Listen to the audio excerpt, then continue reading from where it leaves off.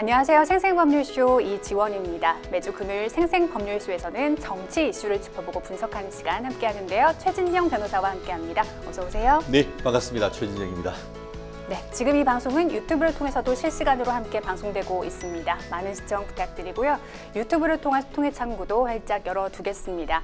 방송 중 궁금하신 질문들을 올려주시면 답도해드릴 테니까요. 많은 참여 부탁드립니다. 여러분은 지금 생생법률쇼와 함께하고 계십니다.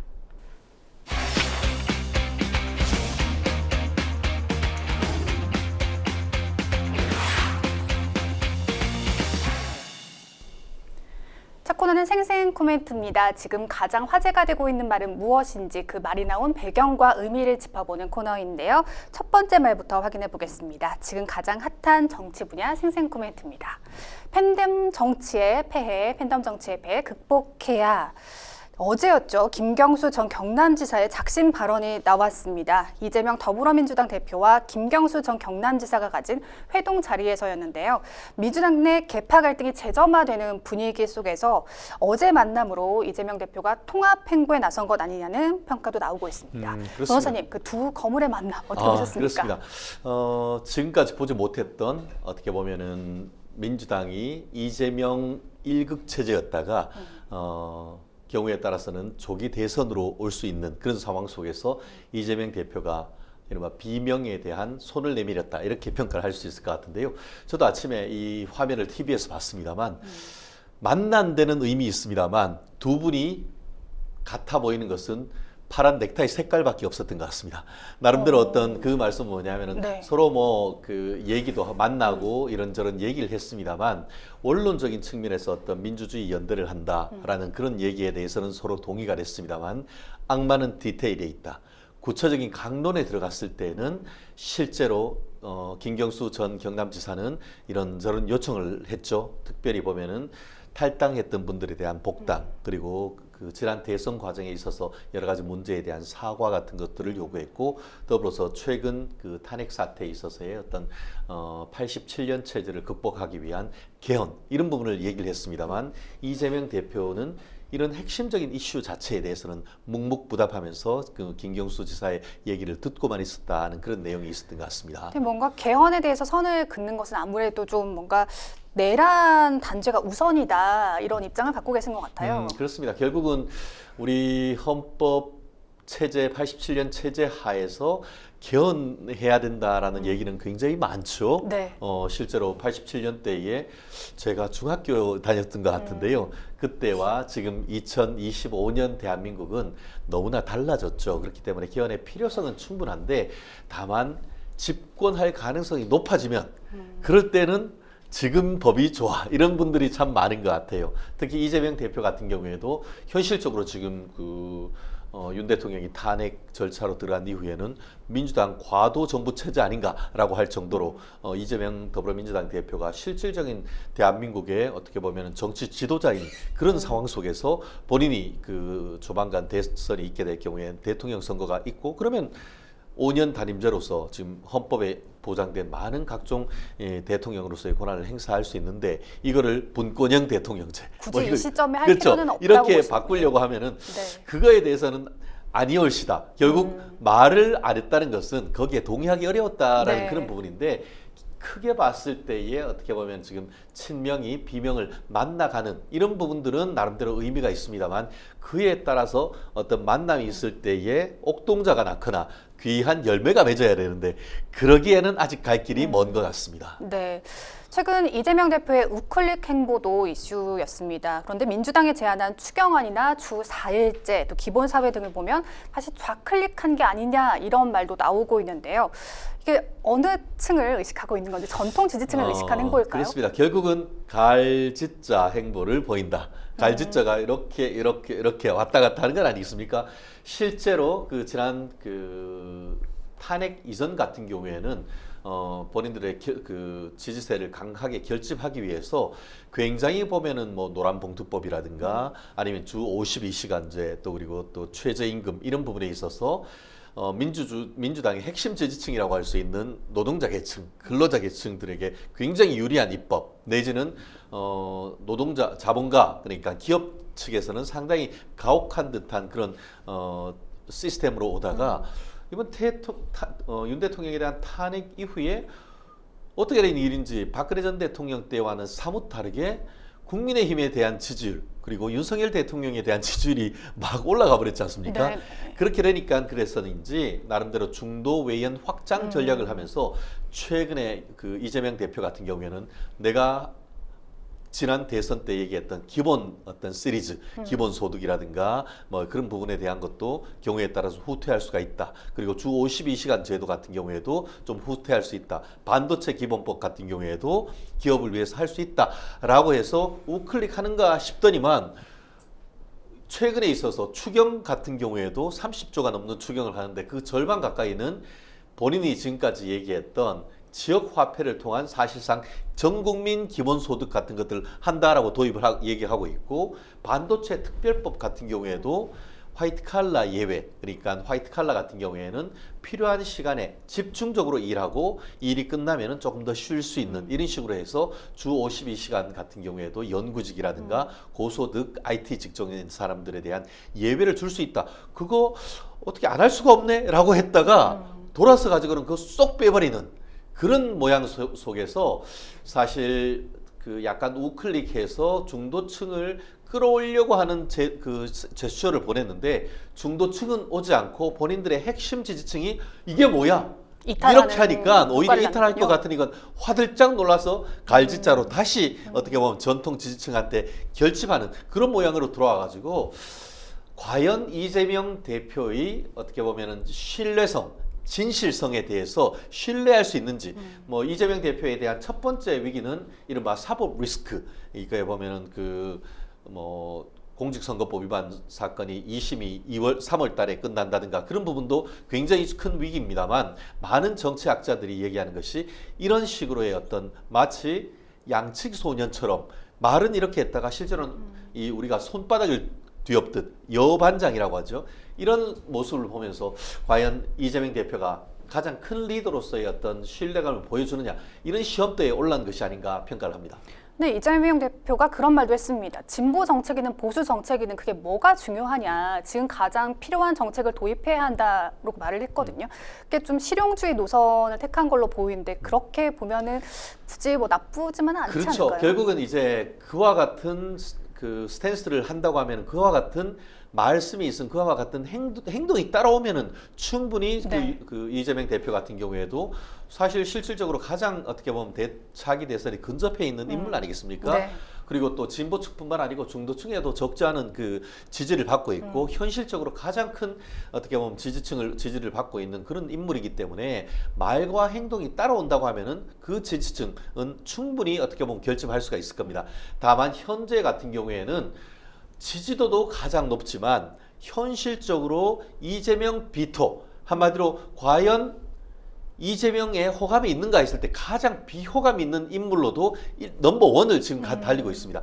그런 어떤 비호감으로서의 어떤 이미지를 가진 것이 기존의 어떤 가족들에 대한 뭐 욕설이라든가 이런 부분도 있지만 오히려 좀 전에 얘기했던 정책적 이슈에서의 조금 더 일관성 이런 부분을 보여줘야 되는데 말씀드린 것처럼 내가 흑묘 백묘 뭐 까만 고양이든 뭐 하얀 고양이든 국민들만 잘 살면 되는 것 아니냐. 얼마 전에 그 교섭단체 대표 연설에 국회에 와서도 예전에는 먹살이즘 했다가 이제는 잘 살자 잘살이즘 네. 얘기를 했었는데 네. 잘살이즘으로 하려고 하면서 이제 분배보다는 성장 이런 얘기를 했지 않습니까? 그러면 그 성장과 관련된 구체적인 액션 플랜으로서의 입법이 술술 나와야 되는데 그것이 왔다 갔다 하기 때문에 이 민주연구원 내부에서 어떻게 보면은 이런 부분에 대한 조율이 좀 더 필요한 것이 아닌가 그런 생각입니다. 그래서 국민의힘에서는 뜨거운 아이스 아메리코나 눕나 이렇게 표현을 했더라고요.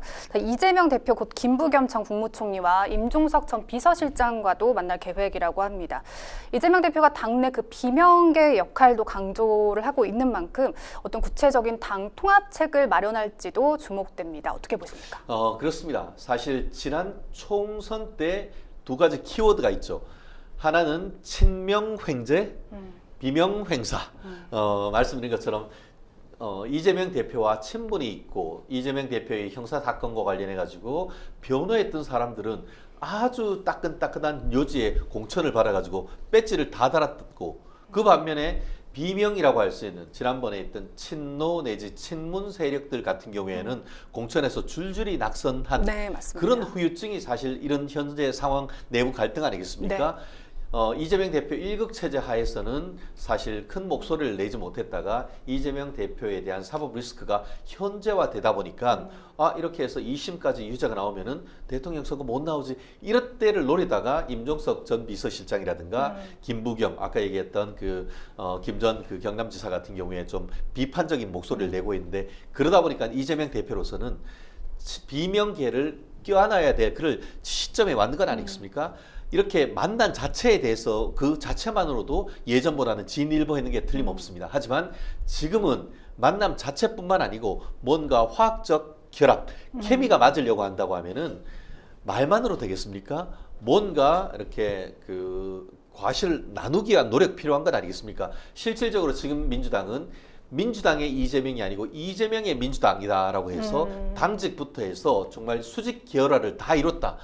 김대중 전 대통령도 이루지 못한 당선율과 그에 따르는 강력한 리더십이 있다 보니까 비명이 거기에 끼일 틈이 없었던 거죠. 그렇다고 하면은 이렇게 앞에서의 만남 그리고 어떤 막후에서의 실질적인 어떤 대선 캠프 하에서의 조금의 어떤 농공행상 그리고 포스트를 확실하게 비명들에게 맡기는 이런 전략이 그런 식으로 될 때에만 외부에 있는 비명계들을 끌어들일 수가 있고 좀 전에 얘기 드렸던 것처럼 김경수 경남지사의 말씀처럼 탈당했던 분들이 복당할 수 있도록 하는 조치도 필요하다. 실질적으로 지금 김경수 전 지사 같은 경우에도 예전에 드루킹 사건과 관련해서 실형을 선고받았고 실질적으로 탈당 내지 출당됐다가 최근에 복당됐지 않습니까? 네.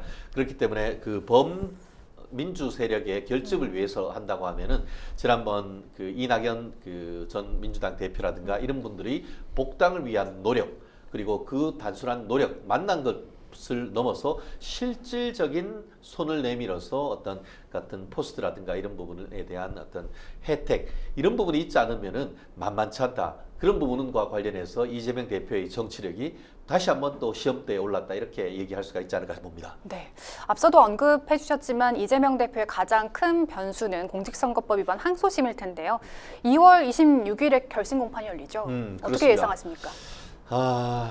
누구도 예측하기는 쉽지는 않습니다. 하지만 많은 법조인들은 요즘 저도 이제 변호사를 한 20년 정도 하고 있습니다만 1심 사건을 항소심에서 뒤집기가 정말 어렵습니다. 그렇군요. 정말 어려워요. 네. 특히 이제 민사 사건보다 형사 사건은 2심이 사실상 어떤 사정 변경이 없다고 하면은 1심을 거의 인정을 해주는 그리고 양형에 있어서 일정 부분 조율되는 건 변론으로 유무죄가 바뀌기가 상당히 어려운 점이 있지 않을까 하는데요. 오히려 이재명 대표 같은 경우에는 1심에서 사실 일부는 무죄가 나오긴 했었습니다. 네. 예를 들어서 김문기 전 도시개발공사 처장을 몰랐다. 그런 부분은 인식에 관한 부분이고 이런 부분에 관련해 가지고는 무죄다라고 한 부분에 대해서 검찰이 그 부분 무죄 부분을 항소했단 말이에요. 그렇기 때문에 어떻게 보면은 유죄 받은 부분에 대해서 형을 깎는 것도 본인들은 열심히 해야 되지만 검찰이 무죄 받은 거에 대해서 추가적인 증거를 제출해서 이거 무죄가 무슨 말이냐 유죄다라고 했는 것도 막아야 되는 한마디로 참과 함께 방패를 같이 써야 되는 이런 관계 속에서 과연 어느 정도의 어떤 그런 성과를 낼 수 있을지 아마 제가 알기로는 다가오는 26일이었습니까? 그때까지 네. 검찰 측 증인 한 분, 또 이재명 대표 측 증인 한 분, 그리고 이재명 더불어민주당 대표 측 증인은 유무죄를 다투는 증인이 아니고 양형 증인. 1심에서 징역 1년, 집행유예 2년을 받았는데 그것이 일반인의 개념으로 봤을 때 지나치게 높다라는 것을 얘기하기 위해서 방송인 정준하 교수를 지금 불렀던 그런 상황인데. 과연 지금 이 상황 속에서 유죄받은 부분에 대해서 무죄로 바꾸고 더불어서 양형 부분에 대해서 낮출 수 있을지 현실적으로 어렵다. 상당히 좀 어려운 부분인 것 네. 같고 말씀드린 것처럼 오히려 혹을 때려다 혹을 붙일 수 있는 그런 부분도 있기 때문에 뗀 혹을 계속 떼기 위한 노력도 필요한 것 같은데요. 26일 날 변론 종결이 된다라고 하면은 통상으로는 한 3주 전후로 선고기일이 정해지는 건 아니겠습니까? 그렇기 때문에 3월 15일 전후로 해서 이재명 대표에 대한 공직선거법 항소심 판결이 나올 가능성 상당히 높지 않을까 봅니다. 알겠습니다. 계속해서 두 번째 생생 코멘트 만나보시죠. 여당 목숨줄 노리는 자객 특검. 또 하나의 특검법이 이슈가 되고 있죠. 국민의힘 권성동 원내대표의 말인데요. 민주당 등 야당이 지난 11일 명태균 특검법을 발의했습니다. 민주당은 윤석열 대통령이 명태균 씨의 황금폰 때문에 계엄을 선포했다 이렇게 주장하고 있는데요. 우연의 일치인지 명태균 씨가 구속되는 날 계엄이 선포가 됐습니다. 이 명태균 특검법이 법사위에 상정이 됐는데요. 변호사님께서는 어떻게 보십니까? 이게 약간 팩트 체크를 해야 될 것 같은데 제가 사실은 명태균 씨와 명태균 그리고 그 김영선 의원 그리고 또 명태균 씨한테 지난 지방선거 관련해서 한 2억 원 가량을 주었다는 분의 두 분에 대한 영장실질심사를 제가 같이 했습니다. 그러셨군요. 실질적으로 지금 명태균 씨 측이 저한테 사건을 수임해달라는 요청을 제가 받았었는데 네. 제가 여러 사정이 있어서 명태균 씨 사건은 제가 맞지를 못했었고 그리고 또 그 반면에 명태균 씨 측에 정치자금을 줬다라고 하는 두 분에 대해서는 사건을 수임해서 아직까지도 지금 그 진행을 하고 있는데요. 네. 구속은 벌써 11월 달이 됐던 것이고 제 기억에 지난 10일 그러니까 그 12월 3일은 아마 구속 기소를 했던 날이 아닌가 싶습니다. 네. 어쨌든 뭐 경위가 어쨌든 명태균 특검법을 왜 하죠? 근데 명태균 씨는 지금 특검법을 환영하고 있습니다. 근데 이 네. 부분은 약간 코미디 같은데요. 네. 예를 들어서 뭐 최순실 특검법은 왜 하죠? 최순실 씨를 조사해서 기소하고 처벌하기 위한 것이고 네네. 명태균 특검법은 명태균 씨를 수사해서 조사해서 처벌하기 위한 것인데 명태균 씨는 11월 3일 날 이미 기소가 돼서 재판 수사해서 중이죠. 구속해서 기소가 돼 있단 말이에요. 네. 근데 왜 명태균 씨 명태균 특검법을 하죠? 그리고 지금 그 명태균 씨 같은 경우에는 명태균 특검법에 대해서 지금 환영한다라고 하는데 환영한다고 해서 진짜 환영하느냐? 실제로 지금 최근에 있어서 민주당이 명태균 특검법을 지금 법사위를 어떻게 보면 신속 그 패스트트랙 비슷하게 해서 지금 20일 기다릴 것 없이 그냥 상정해버린 것 아니겠습니까?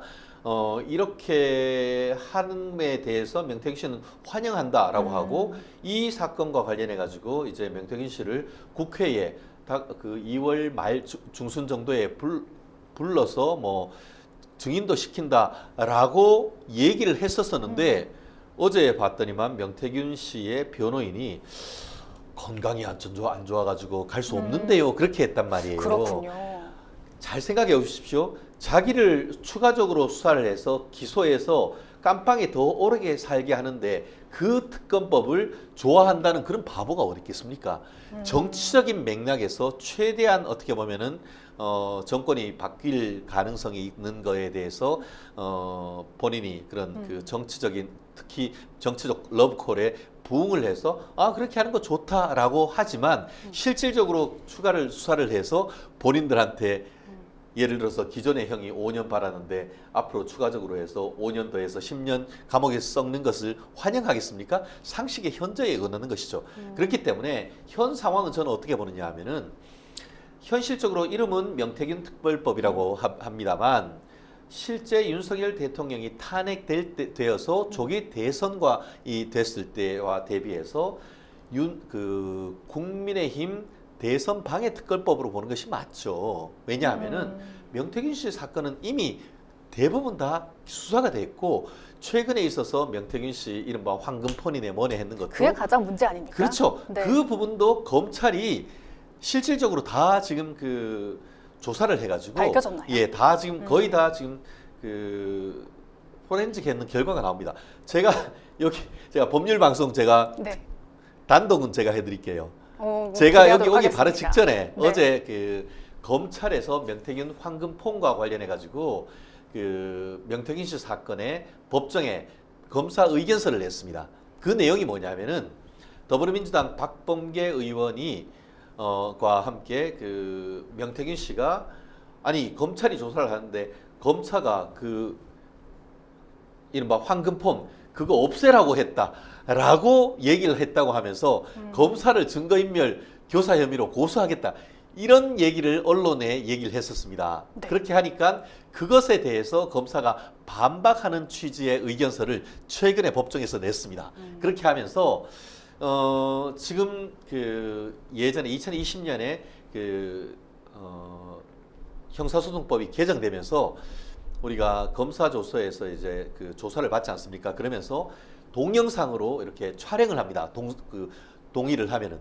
그런데 그거를 내지를 않았는데 그거를 내지 않은 거는 2020년에 형사소송법 개정되면서 그때 찍었던 동영상 그 자체를 증거로 쓰지 못한다고 돼 있기 때문에 검사가 그걸 내지 않은 것이지 이런 식으로 나타난다고 하면은 우리가 그때 다 동영상 찍은 거 증거로 제출하겠습니다 라고 하는 검찰 측 의견서를 냈습니다. 실제로 제가 명태균 씨 관련되는 사건에서 조사 참여하는 동안도 그 주임 검사가 뭐라고 했냐면은 저희 의뢰인, 저희 피의자들한테 그 명태균 씨 그 부모님 묘가 혹시 어디 있는지 아세요? 이런 걸 묻더라고요.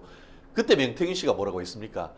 부모님 묘 근처에다가 휴대폰 다 묻어놨다고. 실제로는 화장을 했지 않습니까? 그러니까 그렇기 네. 때문에 그렇게 제가 직접 봤을 때도 네. 제 취지는 그때 봤을 때도 검찰 같은 경우에는 명태균 씨 그 폰을 찾기 위해서 관련되는 사람들한테 질문까지 했는데 그랬는데 명태균 씨와 관련해 가지고 검사가 그 증거인멸을 한 황금폰을 회유한 적이 없애다라고 없다. 했다라고 하는 것은 제가 직접 겪은 바로서는 그건 사실일 가능성이 전혀 낮거든요. 없다. 전혀 그리고 그런 부분에 있어서의 그 오늘 의견서에도 봤더니만 박범계 씨와 그 명태균 씨와 같이 했던 김태일 씨와의 어떤 그런 대화 내역을 녹취록을 이렇게 같이 내면서 네. 했던 걸 봤는데 사실 말씀드렸듯이 명태균 씨 사건 뭐 앞으로 열심히 검사가 수사를 해야 된다고 봅니다. 수가 네. 미비한 것은. 하지만 가장 핵심적인 내용에 대해서는 이미 구속까지 해서 수사 중입니다. 그런데 그런 사건에 대해서 검찰 수사가 미진하다고 해서 특검을 한다? 이미 구속해가지고 주된 사건은 다 하는데 특검을 한다? 그렇기 때문에 이제 특검의 보충성에 반한다는 얘기가 거기에서 나오는 것이죠. 사실 국민의힘은 이 명태균 특검법을 보수 괴멸 특검법이다라고 크게 반발하고 있는 상황인데요. 범야권의 몰표로 본회의는 무난히 통과할 것으로 보입니다. 그럼 이 최상목 권한 대행이 제2요구권을 행사할까요? 거의 뭐 100% 저는 그 제의를 할 거라 제의 요구를 할 거 이른바 거부권 행사를 할 것이라고 봅니다. 네. 우리가 한번 잘 생각해 보세요. 물론 그때가 언제가 될지 아직 단정할 수는 없습니다. 근데 뭐 그 아시다시피 윤석열 대통령에 대한 지금 뭐 탄핵 절차가 거의 막바지에 왔는데 만약에 탄핵이 인용이 된다고 하면 계속 그 최상목 그 권한 대행이 대통령 권한 대행을 다음 그 대선까지 할 것인데 잘 생각해 보세요. 지난 대선 직전에 어땠습니까? 그때 이재명 대표에 대한 대장동, SK 그 대북 송금과 관련되는 수사를 열심히 하다가 대선 전국으로 들어가고 하니까 검찰 같은 경우에는 수사 중지를 선언했습니다. 검찰이 그 대선에 정치에 개입하는 논란이 있을 수 있다라고 해서 대선 개입 문제가 있을 수 있어서 여야 간의 정치인에 대한 수사를 중지를 했습니다. 그것은 너무나 상식적인 것이죠. 지난 21대 대선뿐만 아니라 그 이전에도 그랬고 그 이전도 했습니다. 그런데 지금 빠르면은 지금 3월 달에 윤석열 대통령에 대한 탄핵 여부가 결정이 되고 탄핵이 기각되면은 뭐 대통령으로 복귀하니까 문제는 안 되지만 탄핵이 인용됐을 때는 결국 지금으로부터 짧으면 90일 내에 대통령 선거가 있을 가능성이 큽니다. 그런데 이 시점에서 말은 명태균 특검이라고 하지만 사실상 지금 민주당이 노리는 것은 명태균과 관련이 있다고 지금 계속 에드벌룬으로 뛰고 있는 오세훈 서울시장 그리고 국회 그리고 의원들. 네. 그 홍준표 그 국민의힘 지금 소속 대구시장 이런 분들에 대한 수사를 해서 대선 과정에서 이런 분들을 포트라인에 세울 수 있는 규정을 만들어 놓고 계속 불러서 사실상 대선 국민의힘 대선 후보에 대한 수사를 하겠다는 것이나 다름없는 것이거든요. 왜 그러면 지난 대선에 있어가지고 이재명 대표는 수사를 하면 안 되는 것이고 왜 지금 대선 과정이 있을 수 있는데 국민의힘과 관련되는 명태균 특검법을 해서 명태균은 이미 다 수사를 거의 다 끝냈죠. 그런데 사실상 오세훈, 홍준표 시장을 수사를 하려고 하는 것인지에 대해서는 민주당이 성의 있는 답변을 하셔야 되는 것이 아닌가 생각합니다. 알겠습니다. 자, 세 번째 생생 코멘트로 넘어가 보겠습니다. 세 번째 생생 코멘트는요.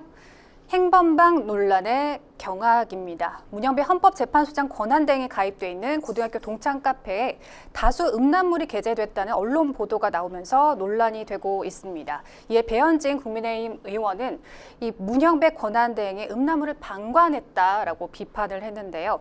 여권에서는 권한대행이 사퇴해야 한다는 반응도 상당수 나왔습니다. 사실 이 행범방이라는 게 행복한 N번방이라고 해서 그 예전에 그 논란이 됐던 N번방의 N번방, 이름을 예. 따고 와서 행범방이라고 불린 거죠. 네. 이런 반응들 어떻게 보셨습니까? 네. 이게 그 요즘 보면 2030 세대 중에 적지 않은 분들이 윤석열 대통령을 지지하면서 네. 요즘 뭐 여러 가지 그 정치 커뮤니티 같은 경우에는 예전에 박근혜 대통령을 레이디 가카에서 레카라고 불렀듯이 그동안 잊지 않았던 여러 가지 단어를 만들어 오면서 윤 대통령 가카라고 해서 윤카 뭐 이렇게도 부르기도 하는데 지금 네. 말씀하신 것처럼 이게 그 행범방이란 것은 행복한 뭐 방 이렇게도 되고 네. 아까 문형배지 않습니까? 네. 그래서 형을 행배라고도 하기도 하고 또 그리고 그리고 사투리 고난 영감을 대행이기 살려서. 때문에 네. 고난 대행의 어떤 그 방 이런 식으로 이제 약간 그 문영배 헌법재판소장 고난 대행에 대한 어떤 비난 내지 그런 밈으로서의 어떤 그런 것도 있는데 네. 저도 사실 깜짝 놀랐습니다. 네. 저 뭐 물론 저희 때만 해도 지금 어떻게 보면 카카오톡 단톡방에 고등학교 이 단톡방을 운영하지 별도로 이게 카페를 만드는 케이스는 잘 드문 것 같은데요. 네네. 아마 저희보다 한 세대 조금 앞선 그 선배님들이다 보니까 이런 부분이 있고 거기에 어떻게 된 일이지 한쪽 코너에 이렇게 보면은 그 19금 동영상 야동방을 만들었고 거기에 적지 않은 사람들이 댓글을 달았는데 거기에 문영배 고난대행 2009년 10년 이때이기 때문에 문영배 그 헌법재판소 고난대행이 부산 고등법원 부산지방법원에 부장판사로 있을 때에 각종 댓글을 달았던 달았던 화면에 나오고 있죠. 그런 부분들이었던 것 네. 같아요. 근데 문제는 이게 지금 국힘이 제기한 이 문영배 권한대행 관련 게시물 지금 댓글 캡처 네네. 사진이 온라인 커뮤니티에서 조작된 것으로 드러났거든요. 그러니까 지금 말씀해주신 대로 문 권한대행이 2009년 4월 동문카페에서 끝말잇기 게시판에 단 댓글과 이 미성년 음란물로 추정되는 사진이 합성한 사진이라는 겁니다. 근데 국민의힘이 확인 과정을 거치지도 않고 이렇게 무작정 비판하면서 헌재 흔들게 나선 것 아닌지 이런 얘기도 맞습니다. 나거든요. 결국은 그 사실 상당 부분 명예훼손적인 부분도 맞습니다. 있기 때문에 팩트를 확인해야 되는 절차는 분명히 필요한 것 네. 같습니다. 다만 지금 얘기하신 것처럼 위에 있는 그림, 특히 보면은 뭐 미성년자와 관련되는 그런 음란물들도 있었던 것으로 보이는데요. 네. 근데 이런 부분이 왜 얘기가 나오냐 하면은 아시다시피 문영배 지금 그 헌법재판관으로 임명되는 과정에서 네. 문영배 그 헌법재판소 후보자가 법원에 부장판사를 하면서 대법원 망에 이런 그 음란물을 다운받아서 그것을 본 그 내용이 사실은 발견이 됐고 그로 인해서 내부적인 징계 절차가 이루어졌던 것으로 있었습니다. 그런 파악이 확실히 확인이 된 건가요? 그럼요. 예. 네. 그 부분은 이제 그 인사청문회 과정에서 나왔던 겁니다. 그리고 본인이 이제 사과를 했던 부분인데 네. 그런 부분과 함께 이런 부분이 나오다 보니까 아니 우리나라의 어떻게 보면 최고 재판관으로서 그런 수가 있느냐? 아마 최근에 이른바 N번방 사건이 있고 이런 전후에 어떤 그 여성에 대한 보호, 어떤 모성 보호 이런 부분이 강조되는 이 시점에 문영배 그 헌법재판소 권한대행이 지금 그 인사청문회가 됐다고 하면은 아마 비판을 받아가지고 자진 사퇴를 했었을 겁니다. 그런 맥락인 거로 그러니까 단순하게 이런 그 고등학교 그 카페에 있는 그에 대한 댓글 그 자체 하나만으로 하는 것이 아니고 그 이전부터 문영배 그 권한대행의 그 어떻게 보면 사실 좀 황당한 거 아니겠습니까? 그 법원에 있는 네. 그 전산망을 이용해서 그런 음란물을 다운받았다? 그 사실은 좀 납득하기가 어렵잖아요. 근데 이건 이런 상황에서 팩트입니다. 예, 예. 이것만 두고 보면 조작된 사진이 맞고 예, 예. 야당에서는 지금 헌재 흔들기가 우려된다며 국민의힘을 강하게 비판하고 네네. 있지 않습니까?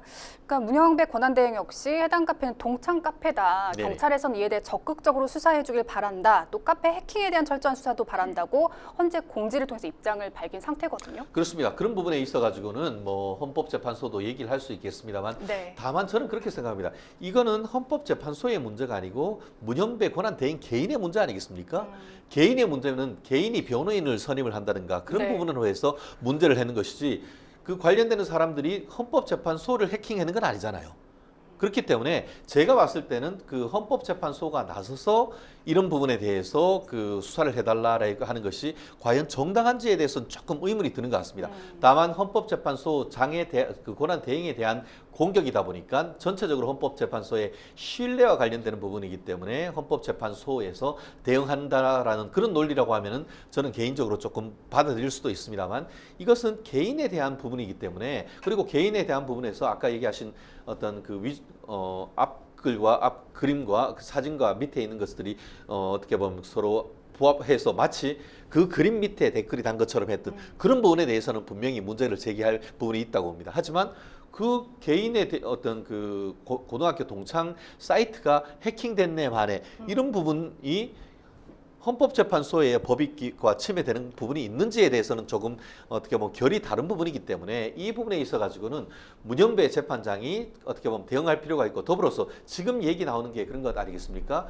분명히 그 헌법재판소의 그 윤 대통령에 대한 탄핵 절차, 증인신문이 진행되고 있는 과정에서 갑자기 어떻게 보면 문영배 그 권한 대행이 자리에 없어졌단 말이에요. 그런데 그 시점에 딱 봤더니만 지금 밑에 그 본인 그 고등학교 동창 카페에 달았던 댓글이 삭제된 시간과 그 당시에 재판정에서 나갔던 시간이 일치하는 것이 아니냐는 그런 의혹도 제기를 하고 있단 말이에요. 의혹인가요? 그렇죠. 네. 의혹이죠. 네. 그렇지만 다만 시간이 분명히 일치하는 건 맞거든요. 그렇기 때문에 그러면은 잠시 휴정하고라도 어떻게 한 것이 아니고 다른 재판장님들하고는 재판이 진행되는 과정에서 헌법재판관이 그 자리를 떠나서 거기에서 뭐 물론 개인 용무를 보고 올 수도 있겠습니다만 그래도 수정이지 않습니까? 예, 저도 예, 네. 그렇기 때문에 그런 부분에 대해서는 오히려 내부적으로 그런 부분에 대해서는 헌법재판소에서 확인해야 되는 부분이 아닌가 저는 그런 생각도 해봤습니다. 네, 지금까지 생생 코멘트 만나봤고요. 저희는 뉴스픽스로 다시 돌아오겠습니다. 여러분은 지금 생생 법률쇼와 함께하고 계십니다.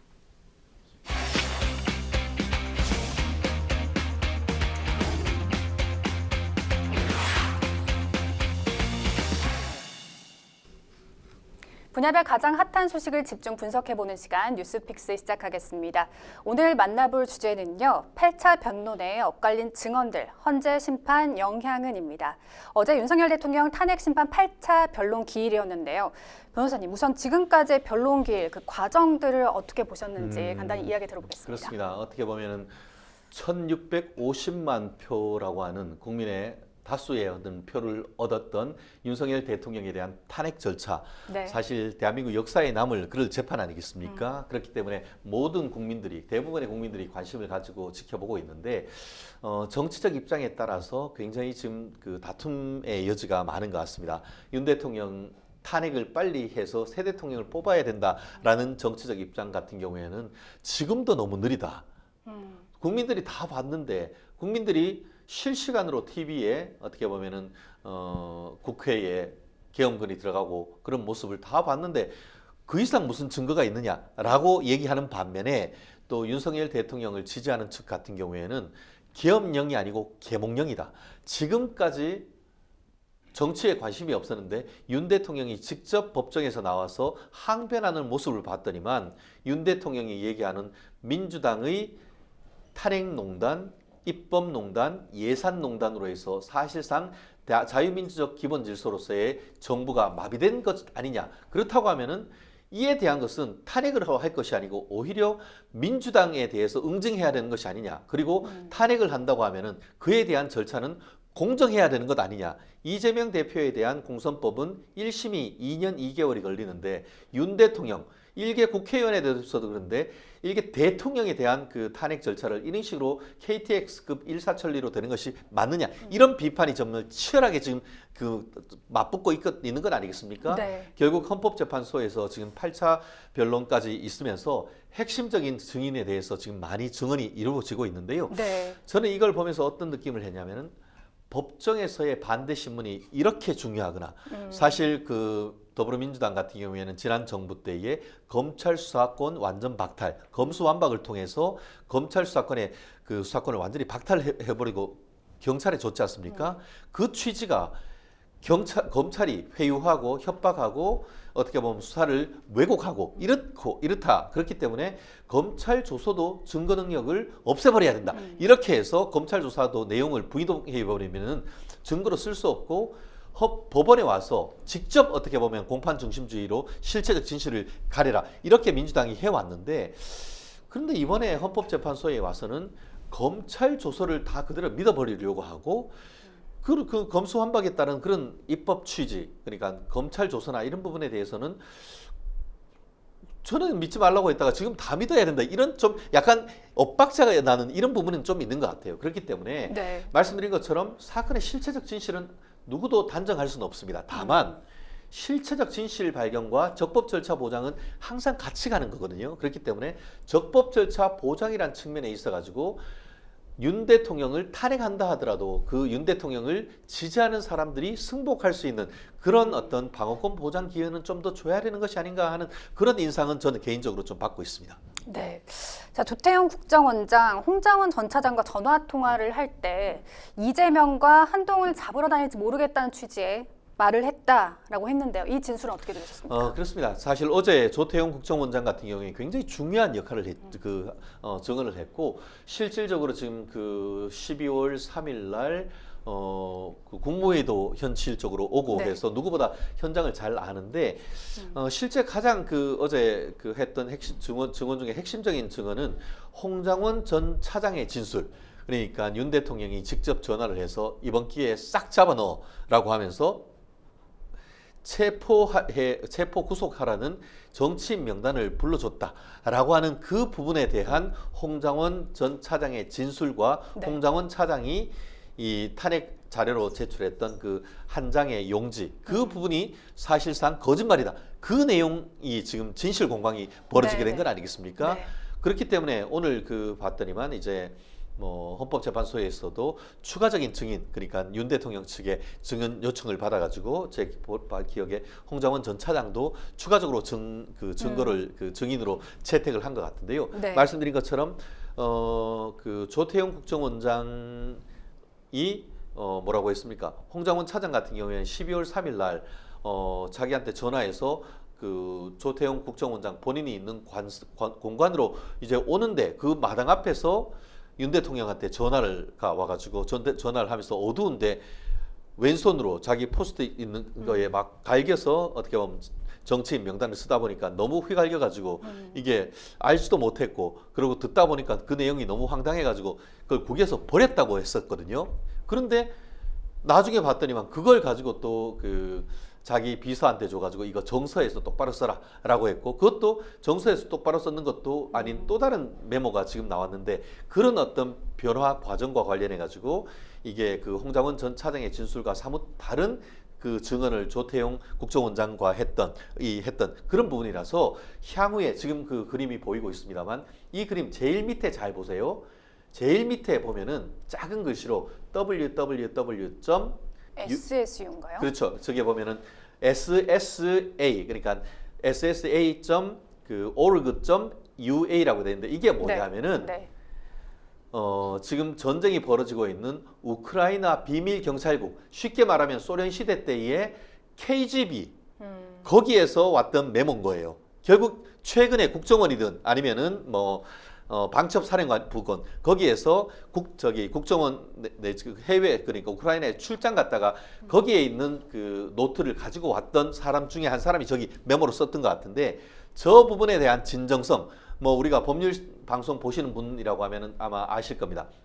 뭐냐 하면은 전문 진술 본인이 직접 쓴 거를 받아 썼기 때문에 한 번 썼고 그걸 또 한 번 썼기 때문에 재전문 진술이 되는 겁니다. 그러면은 저거에 증거 능력을 부여를 하려고 하면은 실제 썼던 사람이 나와서 법정에서 저거를 증거 능력을 내가 쓰는 것이라고 인정을 해야 되는데 네. 홍장원 차장이 저거 누가 썼냐 했더니만 말할 수 없다라고 했단 말이에요. 그렇기 때문에 그런 부분에 대해 있어서 앞으로 그 변론 절차를 통해 가지고 저 메모의 증거 능력을 부여하는 절차도 어떻게 진행되는지 봐야 될 것 같습니다. 네, 김봉식 전 서울경찰청장은 증인신문에서 윤 대통령으로부터 국회의원 등 주요 인사 체포나 또 국회 봉쇄 지시를 받은 사실이 없다고 주장을 했습니다. 사실 이 국회 봉쇄가 굉장히 중요한 쟁점이었는데요. 이 진술은 탄핵 심판에 어떤 영향을 미칠 것이라고 보세요? 그렇습니다. 사실 그 12월 3일 뭐 다 동영상으로 보셨겠습니다만 네. 헬기가 그 국회 뒷운동장에 그 내리고 계엄군이 일부 15명, 6명 정도 본청 안으로 들어갔습니다만 사실 그 서울경찰청과 관련해 가지고도 뭐 체포조가 있었다는 등 그런 네. 얘기가 있었습니다만 정작 현장에 있었던 김봉식 전 서울경찰청장 같은 경우에는 대통령으로부터 그런 체포조 요청 같은 것들을 받은 사실이 없다라고 해버리니까 네. 기존에 그럼 탄핵을 했던 증거는 완전히 배치되는 건 아니겠습니까? 그거 거기 더불어서 김봉식 청장이 12월 4일 그러니까 탄핵 해제된 다음 날 그 윤 대통령이 전화를 와가지고 일찍 어떻게 보면은 그 철수하고 해서 그 국회의원들이 빨리 해제할 수 있게 해서 고생했다라는 격려 전화를 했고 그것을 있는 그대로 저는 받아들였습니다. 이렇게 하다 보니까 네. 기존에서 어떻게 보면 탄핵했을 때 나왔던 얘기와는 사뭇 다른 그런 상황이 돼서 뭐가 진실인지 지금 모르는 이런 상황이 돼버린 것이 아닌가 생각을 합니다. 그런데 김봉식 전 청장이 안가회동 당시 받았던 문건에 대해서 2200 국회가 첫 줄에 적혀져 있었다고 했거든요. 지시는 따로 없었지만 그럼 문건 속에 지시가 있었다 이렇게 볼 수도 있지 않겠습니까? 결국은 그 2200이 무엇이냐? 10시, 밤 10시에 시간과 장소죠. 그렇죠. 네. 자, 국회인데 국회에 들어가서 국회를 체포를 하는 것인지 지난번에 뭐라고 했습니까? 그 수방사 그 인원들 같은 경우에도 네. 그 707 특임단 같은 경우에도 국회를 봉쇄하라는 것이 국회의원들을 잡아서 끄집어내란 것이 아니고 외부로부터 사람이 오는 데를 국회를 방어하기 위해서 갔다 그렇게 얘기를 했는데 네. 이번 지금 그 김봉식 그 서울청장 같은 경우에도 국회를 그 어떻게 보면 질서를 유지하기 위해서 간 것이지 거기에 어떻게 보면 누군가를 체포하기 위해서 간 것은 아니다 그런 취지로 하다 보니까 단순히 2200 국회란 것 뒤에 예를 들어서 국회의원 체포 이렇게 돼 있다고 하면 그것이 국회의원 체포를 위해서 이미 어떤 뭔가를 그 지시를 했다는 것이지만 2200 국회는 국회에 출동을 해서 질서를 유지해라. 경찰이 누구를 체포하는 건 아니잖아요. 그러니까 네. 질서를 유지해라. 그런 부분도 해석이 있다 보니까 플러스 알파 다른 어떤 유력한 증거가 있지 않는 다음에는 김봉식 경찰청장의 어떤 증언만 가지고 탄핵을 하기는 아직은 좀 부족한 점이 있는데 다만 뭐 김봉식 청장 증언 외에도 적지 않은 어떤 그 당시에 어떤 증언들, 진술들이 있기 때문에 네. 결국 원진술이라고 할 수 있는 경찰청 사실 지휘란 게 위에서부터 대통령 그 어떻게 보면 그 경찰 그 행안부 장관 그 경찰청장, 서울경찰청장 이런 지휘 라인이 있지 않습니까? 그렇기 때문에 그런 라인을 일관으로 다 봤을 때 어떤 판단을 할지 그런 부분에 대해서는 좀 더 지켜봐야 될 것 같습니다. 네, 조성현 수방사 제1경비단장의 증인 신문도 있었습니다. 헌재가 그 재판부가 유일하게 직권으로 채택한 증인인데요. 이 조 단장은 이진우 전 사령관이 국회 내부로 들어가서 의원들을 끌어내라고 했다고 증언을 했습니다. 이에 대해 윤 대통령 측에서는 허위 진술이다라고 하면서 소리를 질렀죠. 그렇습니다. 결국 이 부분도 그 사실 우리가 형사 재판이나 뭔 재판을 할 때 네. 재판부가 직권으로 하는 부분은 우리가 귀를 기울여야 됩니다. 왜냐하면 그 부분에 어떻게 보면 재판부의 의중과 심증 네네. 형성하는 부분이 있기 때문에 사실 그 말씀하신 것처럼 이진우 전 수방사령관 사령관 같은 경우에는 본인이 대통령으로부터 그런 지시를 받은 적이 없고 실제로 지금 그 본인과 관련해서 본인이 밑에 이런 그 국회의원을 끌어내라고 했느냐라는 질문을 했을 때에 본인의 형사 사건에서 얘기하겠다라고 하면서 증언 거부를 했는데 그 이진우 전 사령관의 지휘를 받는 그 조성현 1경비단장 같은 경우에는 이 전 사령관으로부터 이런 그 지시를 받았다라고 얘기를 하고 있고 네. 실제로 조성현 사령관이 어떤 위증을 해야 될 동기라든가 이런 부분을 그 윤 대통령 측에서는 적극적으로 제기하지 못한 상태에서 위증이다 이렇게 지금 얘기한 것으로, 물론 저희가 다 보지를 못했기 때문에 근거로 위증이란 게 어떤 근거로 그 위증이다라고 얘기를 하는지에 대해서는 저도 확실히 알지 못합니다. 다만 항상 이제 그 증언하고 그 증언이 있고 나면은 그 다음 날쯤 돼가지고 윤 대통령 측 변호인단이 그 증언 내용을 전부 간략하게 정리하고 그 부분에 대한 반박하는 그 성명을 내고 있는데 아직까지 제가 그걸 받진 못했습니다. 다만 말씀드린 것처럼 다른 모든 어떤 김봉식 어제 청장이라든가 아니면 그 어떻게 보면 그 국정원장이라든가 이런 분들은 윤 대통령에 대해서 상당히 어떻게 보면 유리한 증언이었습니다만 조성현 전 수방사 경비단장 같은 경우에는 어쨌든 실무진 차원에서 윤 대통령이 직접 한 것은 아니다라고 그 분명히 증언을 했습니다. 하지만 실제로 본인이 본인에게 지시를 하는 이진우 전 사령관으로부터는 국회 내부로 들어가서 국회의원을 이렇게 끌어내라라는 증언을 했다라는 점에서는 어떤 심증 형성하는데 적지 않은 어떻게 보면은 그 영향을 미칠 것이고 윤 대통령 측으로서는 조성현 이 경비단장의 증언을 어떤 식으로 앞으로 탄핵을 할 것인지 고민하지 않을 수 없는 그런 상황인 것 같습니다. 네, 9차 변론기일이 또 이루어질 것인가도 관심사였는데 헌재가 9차에 이어서 10차까지 지금 추가 기일을 지정했습니다. 9차는 다음 주 화요일 18일인데요. 윤 대통령 측이 한덕수 국무총리와 홍장원 전 차장을 다시 증인으로 불러달라고 신청을 했습니다. 사실 어제 같은 경우는 직접 신문하게 해달라고 요청을 했어요. 그리고 또 변호인단이 좀 상당히 좀 격앙된 반응을 보이기도 했거든요. 그렇습니다. 뭐 저 김계리 변호사님 저하고 되게 친한데요. 네. 패친이기도 합니다만 갔다 오고 나면 후기도 이렇게 네, 쓰시고 네. 하는데 어제 이제 그 왜 못하게 하느냐 이렇게 막 얘기를 하니까 윤 대통령이 이렇게 막는 손을 제스처를 하시더라고요. 네. 네. 괜찮아요. 네, 네. 죄송합니다. 그냥 진행하시죠. 그렇게 했던 모습을 아마 인상 깊게 봤는 것 같은데요. 사실 그분과 관련해서 김계리 변호사가 얘기하는 것처럼 형사소송법에 보면은 증인 신문 내지 반대 신문은 변호인도 할 수 있고 피고인 본인도 할 수 있도록 법에 규정이 되어 있습니다. 다만 지금 그 어제 그 문영배 그 권한 대행 같은 경우에는 헌재 TF에서 이 부분을 결정했기 때문에 내가 뭐라고 할 수 없다 이렇게 얘기를 하고 있고, 그렇게 대한 이렇게 하지 못하게 하는 근거가 뭐냐라고 김계리 변호사님이 항의를 하니까 증거 항변이라고 하죠. 사실 항의라기보다는 증거에 관한 항변을 하니까 그 권한 대행 같은 경우는 그게 바로 소송 지휘권입니다. 이렇게 얘기를 했단 말이에요. 그런데 소송 지휘권을 그렇게 했다고 하지만 이재명 더불어민주당 대표 같은 경우에도 본인의 지위를 받던 사람에 대해서 본인 재판에 대해서 직접 증인 신문했던 것이 상당히 많습니다. 설령 그 윤석열 대통령도 대통령이지만 이미 탄핵 절차가 진행되는 상황이고 누구보다도 사실 변호인이 하는 것보다도 직접 너무나 사실관계를 잘 알기 때문에 직접 증인 신문을 한다고 해서 과연 거기에서 어떤 그 증인들이 지나친 어떤 압박을 받아서 증언을 하지 못할까요? 물론 그 부분에 있어서는 헌법재판관님들의 판단이 있었을 수도 있습니다만 과연 그런 식으로 이제 그 직접 신문을 막는 것이 합당했는지에 대해서는 헌법학자들 사이에서도 좀 논란이 있고, 실제로 그 제1대 헌법재판연구원 원장이었던 허영 석좌 교수님 같은 경우에도 그런 부분에 대해서 이것은 헌법재판소가 법을 위반하는 것이다라는 그런 비판도 있습니다. 아마 그런 부분에 대해서 헌법재판소도 향후에 계속 이런 식으로 어떤 윤 대통령의 직접적인 신문을 막을 것인지 이 부분에 대해서도 조금 고민을 해야 되는 부분이 아닌가 생각합니다. 네, 변론길이 이제 2차례 더 늘어났지만 다음 주 내로 이제 최종 변론 등 대부분의 절차가 마무리될 것으로 예상이 됩니다. 그럼 선고는 다음 달 초 정도라고 예상하면 될까요?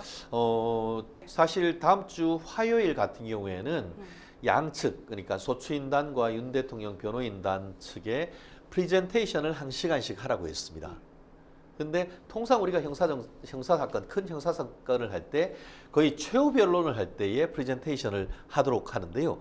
그런 취지에서 비춰봤을 때는 프리젠테이션을 하라고 한 것은 사실상 그날 원래는 종결을 하려고 했었는데 홍장원 국정원 차장의 증언이 왔다 갔다 하다 보니까 지금 불러는 것인데 결국 거기에서 서증에 대한 의견도 밝히라고 했습니다. 그래서 서증에 대한 어떤 채택 여부와 관련해서 의견이 결정된다면은 아마 한 번 더 증인신문을 하고 결정할 여지가 있지만 만약에 서증에 대해서 논란이 돼서 그걸 확인하는 절차가 필요하다고 길어질 하면은 수도 있다고 조금 보시는군요. 더 재판 기일이 증인신문 외에 알겠습니다. 할 가능성 충분히 있지 않을까 봅니다. 네, 생생법률쇼 마칠 시간입니다. 오늘 함께해 주신 최진영 변호사님 고맙습니다. 네, 시청해 주신 여러분 고맙습니다.